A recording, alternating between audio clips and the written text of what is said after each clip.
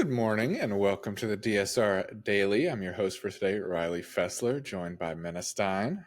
How are you doing today, Minna? I'm well. How are you? I'm fine. It's a strange warm spell here in DC, so Yeah. kind of enjoyed that yesterday, and then it got it for a couple more days anyway. But Our dreams came true. yeah, it's very nice. But a little reprieve from the cold. Exactly. Well, Minna, you want to go ahead and get us started today on your I first will. story? U.S. congressional leaders introduced a stopgap measure on Tuesday to prevent a partial government shutdown, extending funding through March 14th at current levels. The just over $100 billion package includes disaster relief for hurricane hit states, aid for farmers, and funding for military projects. It also includes provisions for year round E15 gasoline sales, and Supreme Court security. The bill is needed after Congress failed to pass regular appropriations, and some House Republicans opposed it, meaning Democrat support will likely be necessary for passage. So, Not we avoided the surprising. shutdown as predicted. Yeah, not surprising. No. Republicans continue to refuse to govern. Democrats have to do whatever they can to keep the government actually operating. Um, you know, Tale as old as time. in other news, water is wet. Yeah, exactly. Well, an update to yesterday's story. Russian authorities have detained a 29-year-old Uzbek man accused of assassinating Lieutenant General Igor Kirilov, Russia's chemical weapons chief, and his assistant in Moscow. Kirilov was killed when an explosive device hidden in a scooter outside his residence was detonated remotely. The Federal Security Service claims the suspect was recruited by Ukrainian intelligence, offering him $100,000 and EU relocation in exchange for the attack. Ukraine has acknowledged its involvement, citing Kirilov's alleged war crimes, including the use of chemical weapons, as justification. Russia denies these accusations and plans to discuss the killing at an upcoming UN Security Council meeting. It seems pretty open and shut that Ukraine was involved. Russia's saying they are, and Ukraine is saying they are. So, it's one of the few times that both sides agree on something. So, I don't know what Russia hopes to gain from the talks at the UN Security Council meeting. I highly doubt that the U.S. will be sympathetic to anything they really have to say. Mm-hmm. I don't think they're going to get any kind of what they would consider justice from that talk. So, Yeah. the war grinds on. Mm-hmm. France raised its flag at its Damascus embassy for the first time in 12 years, signaling growing international engagement with Syria's new leadership under Hayat Tahrir al-Sham. Western countries, including France, Britain, and Germany, are cautiously opening dialogue with this new leadership, despite its terrorist designation due to past al-Qaeda ties. The new administration is seeking to lift sanctions and restore international relations to help rebuild Syria and facilitate the return of refugees. The EU and the UN are exploring ways to provide humanitarian support, while concerns remain over Syria's future governance and treatment of minorities under Hayat Tahrir al-Sham's rule. So, more involvement from foreign countries in Syria, like we've covered previously.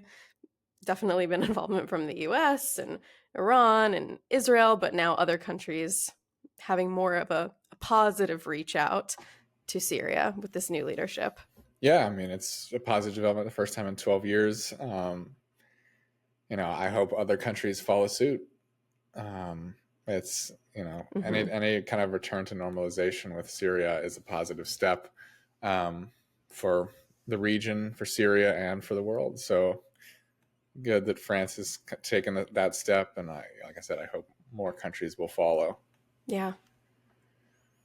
President-elect Donald Trump has filed a lawsuit against the Des Moines Register, its polling firm, and pollster Ann Seltzer, accusing them of brazen election interference after a poll showed him trailing Vice President Kamala Harris before the election, despite ultimately winning Iowa by a wide margin.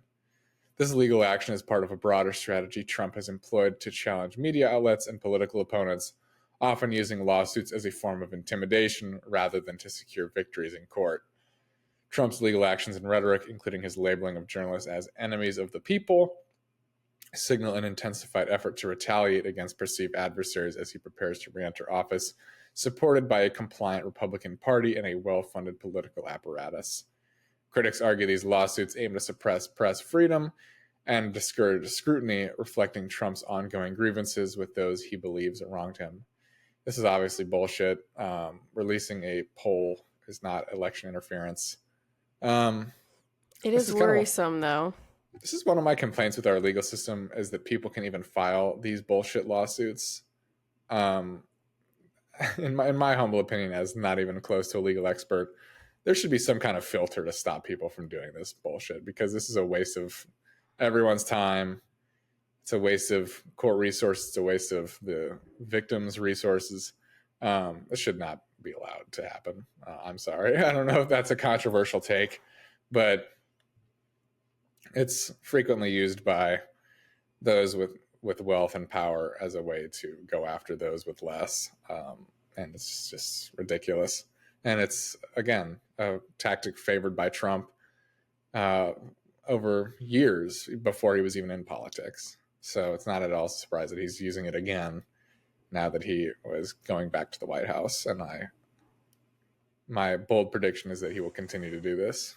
Yeah, it is worrisome, especially because he's not in office yet. He is just president-elect and kind of is foreshadowing what the next 4 years of press relations / treatment is going to be like. And I do think that big press organizations need to be thinking about what they're going to do to maintain their journalistic independence or integrity, or be able to report on these things, like continuing going forward while trying to avoid some of these legal issues. Because if he starts going after smaller publications, like one lawsuit could just wipe them out completely. So definitely something to be aware of going forward. And moving on to the current president, President Joe Biden endorsed a ban on stock trading by members of Congress, supporting long-standing efforts to prevent lawmakers from profiting off of their access to market-sensitive information. In an interview with More Perfect Union, Biden criticized the practice, asserting that lawmakers should not be able to make money in the stock market while serving in Congress. He also reflected on his own modest financial background, contrasting it with the wealth of incoming President Donald Trump, who has not divested from his financial interests. While bipartisan efforts to ban congressional stock trading has been introduced, legislation has failed to gain traction, although recent proposals have renewed attention to the issue. It is crazy to me that this is allowed. Good that they're drawing some attention to it, because I'm sure a lot of people don't even know that this goes on. But yeah, and you know what? It's not just Republicans. High-ranking Democrats, I won't name names, Nancy Pelosi, also have profited enormously from stock trading while in office. So this is a bipartisan problem. Right. And yeah, it's one of those things where you see it and you're like, how can that possibly be legal? It doesn't pass the sniff test. I think it's just Not common sense should be banned. So I hope this would be a pretty good move as a lame duck president if Biden can get this passed. That being said, I don't think he will. Well, at the very least, it's good that the president's drawing some attention to it, because I'm sure that most voters don't know that that their representatives are using sensitive information that they're given to make huge profits in stock investing. So at least there's some knowledge about it now, although it should. Although I do hope that he is able to put an end to this. Yeah, I mean, one of the problems with it being a bipartisan problem is that means there's bipartisan opposition to it, because lots of people are profiting. So yeah. Again, it's stunning that this is even allowed, and that the fact that we have to rely on the people that are making these kind of insane profits to prevent themselves from doing so. It boggles the mind, and it's very disappointing. But kind of shows that as corrupt as Trump and his camp is, the corruption did not begin and end with Trump and his orbit. There are deep issues in Washington that go beyond Trump and will last long after he is gone. For sure. Well, with that cheerful thought, that is all we have for you today. And we've got still 2 more DSR dailies before we take our holiday break. So stay tuned right here for that. And we have more of our regular podcasts. We have our year in review 2-part podcast with some of our regulars that is coming out today and tomorrow. So stay tuned for that and a few more things we've got in the pipeline. So until then, bye-bye.